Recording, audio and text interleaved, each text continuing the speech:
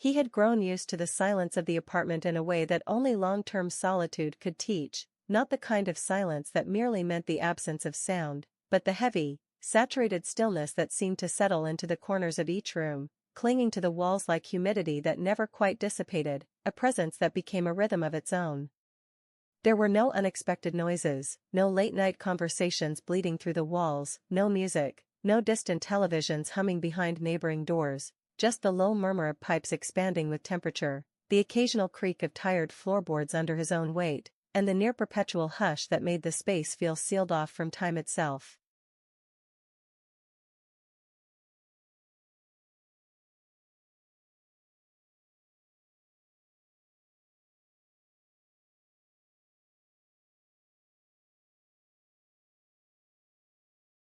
It was because of this silence, so absolute and familiar, that he noticed the sound almost immediately, not during the daylight, when he moved about with half his attention blurred by habit and small tasks, but in that fragile space between sleep and waking, when the body remains still while the brain surfaces slowly and without direction.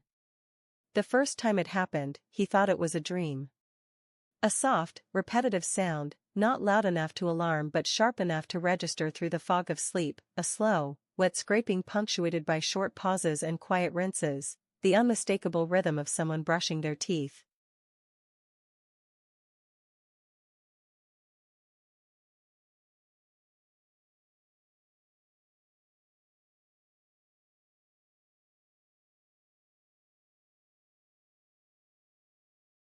He did not react right away, didn't leap from bed or call out, because the sound was so ordinary, so utterly mundane, that his brain offered no emergency, only confusion, only the gentle awareness that something was out of place. By the time he sat up and truly listened, it was gone. The bathroom, only a few steps from his bed, stood still in the morning dimness.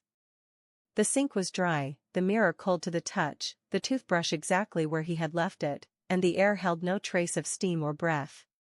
He dismissed it without much thought, decided it had been a misfired dream, perhaps triggered by the sudden awareness of needing to brush his own teeth, and went about his day without thinking further.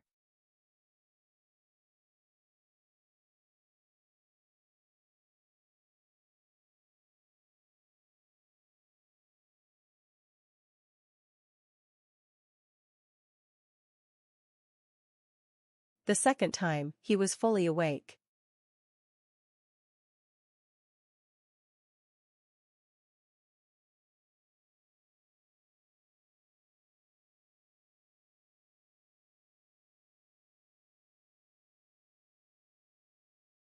It came again 3 nights later, precisely at 5:03 a.m., and this time it pulled him gently from sleep with a familiarity that he couldn't explain, as though the sound had already become part of his life, as though it had always been there. He lay still, eyes closed, listening. It was clearer this time, unmistakable, the soft scrape of bristles moving over teeth, slow and methodical, the faint clink of porcelain, the brief gargle of water in a throat that wasn't his. He turned his head slightly on the pillow, stared at the crack beneath the bathroom door, but saw no shadow, no movement, only stillness, and yet, the sound continued.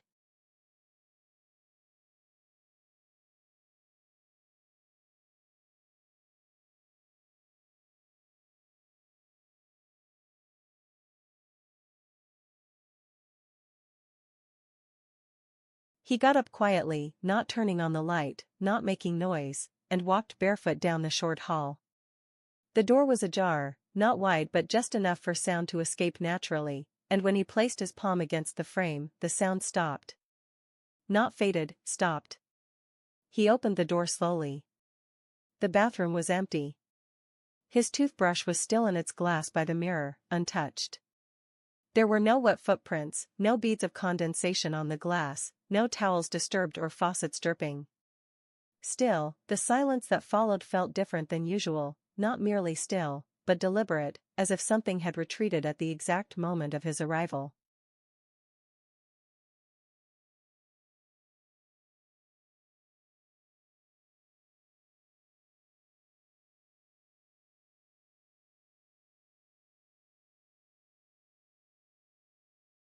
He tried to rationalize it. Perhaps it was a dream again, more vivid, more intrusive. Perhaps a neighbor's plumbing resonated in strange ways through old walls. Perhaps his mind, too long without other voices, had decided to create one.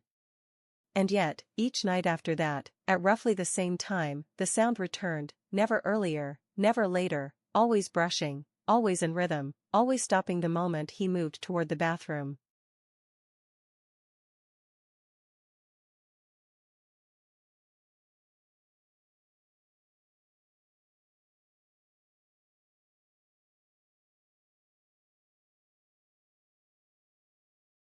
It became a strange kind of routine, a presence that neither acknowledged nor confronted him, merely performed its quiet ritual on the other side of the wall, oblivious to whether or not he was listening. And he listened. Night after night, lying still in the dark, watching the clock edge toward 5:03, he would wait for the faint, wet scrape to begin again, and when it did, something inside him remained perfectly calm, as though he were simply overhearing a neighbor in a hotel room, rather than encountering the unexplainable within the sealed silence of his own home.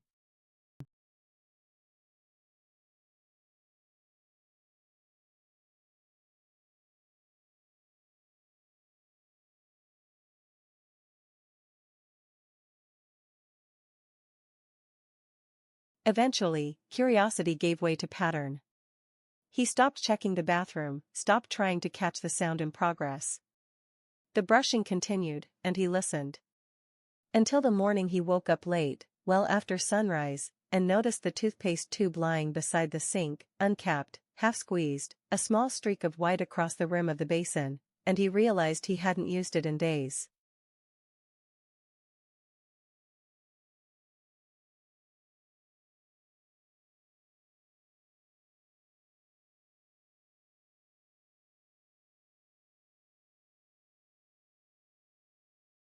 After the morning he found the toothpaste half-used and the sink faintly streaked with residue, he could no longer convince himself that the sound was confined to the realm of suggestion or delusion. There was now, unmistakably, a bridge between the intangible and the physical, and that bridge was being crossed nightly, without permission, without haste, as if whatever walked it was in no rush to make itself known because it knew he would notice eventually, and it knew that once he did, the shape of his reality would begin to shift irreversibly. He stood in the bathroom for a long time that morning, not touching anything, just staring at the small signs, the misplaced toothbrush, now lying slightly askew in its holder, the faint film of fog on the mirror even though no hot water had been used, the oddly perfect folding of the towel, as though done by a hand more meticulous than his own, or a hand that had done it 1,000 times before in another place that resembled this one.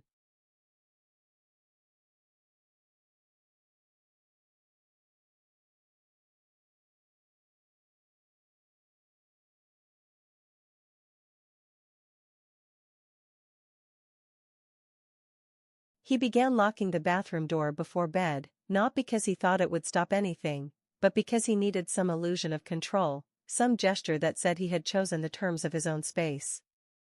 And yet, each morning, the door would be ajar, gently nudged inward, never wide open, never aggressive, just slightly open in that soft, knowing way, as if someone had exited in silence and hadn't bothered to close it fully behind them. He bought a new tube of toothpaste, different brand, placed it on the highest shelf, marked its weight and level, and by the end of the week it too had been touched, not consumed completely, but subtly, precisely, as if to let him know, it wasn't the object that mattered, it was the repetition.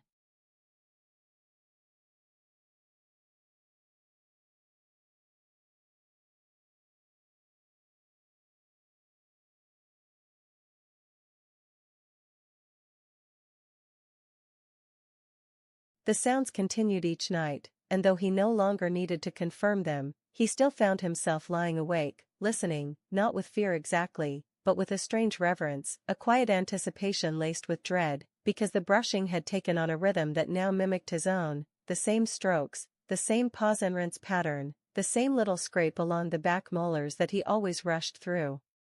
It wasn't just someone brushing their teeth anymore. It was someone brushing as him.